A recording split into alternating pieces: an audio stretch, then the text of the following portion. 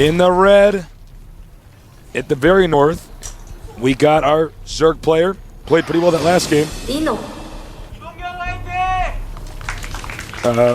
This is actually Leenock. I don't know why the voice came on and said that. Yeah. So this is Leenock. Over here is... I guess they are going to skip the name. Oops. Oops. Somebody made a boo-boo. It's all right. It's all right. You want to do it for us, Staceless? Suhoshin! Suhoshin. Oh, There yeah, we go. That's the girl voice now. All right. Suhoshin. Okay. Going on to the game. We got pretty close positions here. Not insanely close, but this game may be similar to the game we saw before. Yeah, the close positions are going to make attacks a lot more likely. If you're far positioned in the Metalopolis, oftentimes you really don't attack that much. Both players get the expansion up, drone a lot, and it gets into a longer game. But in these close spots, especially considering what we saw last game, I think we're going to see a good amount of aggression from these players. Early scout here for Leenock. And throwing his pull down first, as we see on the production tab. But Suhoshin liked the later pull last game. More of a defensive baneling user, maybe? Yeah. Both those openings seem to have worked. But there's a lot of different baneling builds you can do, and they can all work if you know how to use them. Yeah, you got to. It's really a matchup of control, unit control. Yes, better known as micro, but basically, yeah, micro.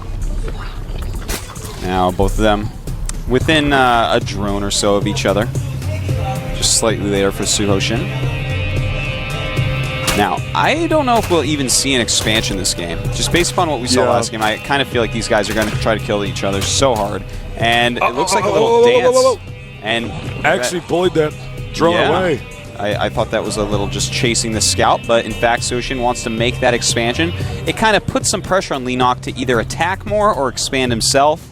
Both things are something that may throw Leenock off his game plan. So, good move by Suhoshin. Yeah, pretty interesting play, and he's actually going to go for an expansion as well. Now, this is a map you can one base because the ramp is small. You can block it off, but in this case, these guys are both confident with their control. They're willing to engage each other and be engaged in a situation they didn't have to. They aren't afraid of commitment. They aren't afraid of commitment, unlike most men. Well, let's see here. Both getting speed, both getting hatches, both making Zerglings. And it looks like Suhoshin starting that baneling nest first again. And I gotta say, I'm surprised that Leenock is so slow on starting his baneling nest each game. It's a really important structure to get up. But there it goes. Not as slow as last game.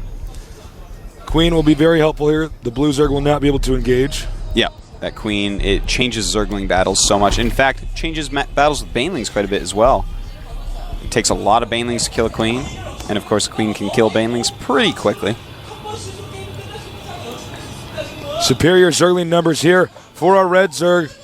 Suhoshin, our blue Zerg Leenock. I think he might be actually applying pressure here. As you can see, though, banelings are already on the way. Hidden up here. He doesn't actually have vision of this region, as you can see here. So he might not know what hits him if he doesn't get his own banelings out in time. And I actually don't know if this is necessarily enough time. I think with a good timing attack, he might actually just be able to kill his opponent. Yeah, that's definitely a possibility. But Suhoshin, he's making a lot of Zerglings. He is making some banelings now.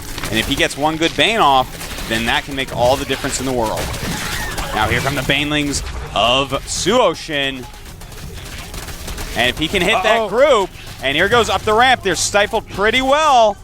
It's just, and will he lose a bunch of banes? The drones!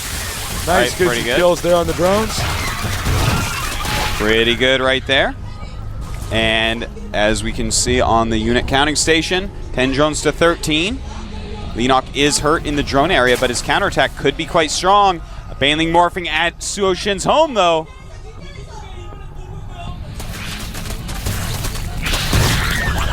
Trapped in a ling over there. He's going to morph a few banelings for himself for a timing attack here. You can see this baneling hunting the group of Zerglings. He's got to be careful. You don't want to blow up a baneling with another baneling. Oh, that was not good by Leenock there. You don't want to be attacking the cocoons, the eggs, whatever it's called, of the baneling. Looks like he is nice. Going to take out that baneling there. Leenock Now moving in. Uh-oh. Leenock coming up with 3 banelings. If he can hit the drones with these, it could be GG. Oh, nice. One more. Whoa. Oh, my. And those drones, they are badly hurt. And, oh no. 4 drones to 10. Suhoshin is in some deep trouble. Some deep doo-doo. Yeah, he is. More Zerglings coming out. Well, Suhoshin really needs to make some drones right now. I don't know if he can. I mean, yeah. If he makes a few more drones, so it's a few less lings to absorb Bane damage. Of course, Ling speed here now for our blue Zerg. And it looks like Leenock dealing some significant damage. Another Baneling getting into the main base. For these few drones that are left over, the Queen trying to kill him. Another drone bites the dust. GG. Leenock destroys next Suhoshin. And he's happy. Look at that guy. He's all smiles.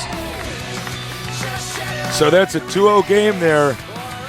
Unbelievable. Pretty interesting, though. Yeah. I'm glad we finally got to cast another Zerg. I like having some Zerg Zergs. I forgot that a matchup actually existed. I know, right? Until now. Very different from the other matchups. So, is there anything you think he could have done better in that previous game? You know more about Zerg than me. Yeah, no, there's infinite things, really. The place that he chooses to morph his Banelings is defensive, yet then he goes on the offensive, and that is actually completely irrational and illogical. If you're going to go on the offensive, if you know you're getting a faster Baneling nest than your opponent, morph them near his base. You should have enough Zerglings to slow him down and get those Banelings morphed. He can't really engage you too much if he didn't see when the Banelings started because he doesn't know when they'll finish. Yeah, I mean, I do agree with you. You know, one thing about Banelings is that, well, I think when you're playing the game, especially if you're a noob, you might feel like they're very fast, but in fact, they're nowhere near as fast as some of these other units. You can run away from them pretty easily. And, of course, one Baneling can't just blow up another Baneling. No, that's right. That's another thing to keep in mind as well. And it's really important that you have them spread out, things like that. I think it's just very basic flaws in Suhoshin's game plan of a defensive morph into offense, and it doesn't really work out that well because then Leenock morphs defensively, and defensive Baneling actually beats offensive Baneling for the most part. So you heard it from the man himself. Very interesting games back there. We hope you submitted some questions. By the way, special thanks to our sponsors, Sony Ericsson. Thank you, Blizzard, for making such a great game. Yeah. Thank you, Artosis, for being so intelligent and handsome. And thank you at home for joining us. We really love StarCraft, and we're so happy to be here, even though we're a little tired and out of it. Yeah. We just got off a plane. Sorry about that. And I am way too tall to be comfy in plane seats.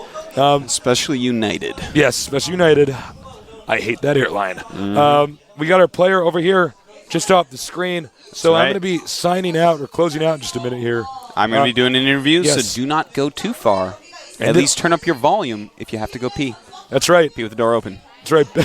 Do it with the door open so you can hear Artosis' interview. Go get some more food. Yeah. Get a little bag of chips. Refill your water cup. Huh? Maybe get a bigger cup of water so you don't always refill after every game. Just green tea, man. Green tea's good. Microwave some water, make it hot, put a little tea bag in there. Yeah. Green tea. Do you know microwave water is actually terrible for you?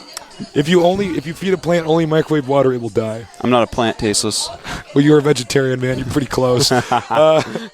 So whenever our Creatcasters are ready to close out, we will close out. And don't forget, Nada is playing in the next match. And after that match or series, Hydra. EG Hydra.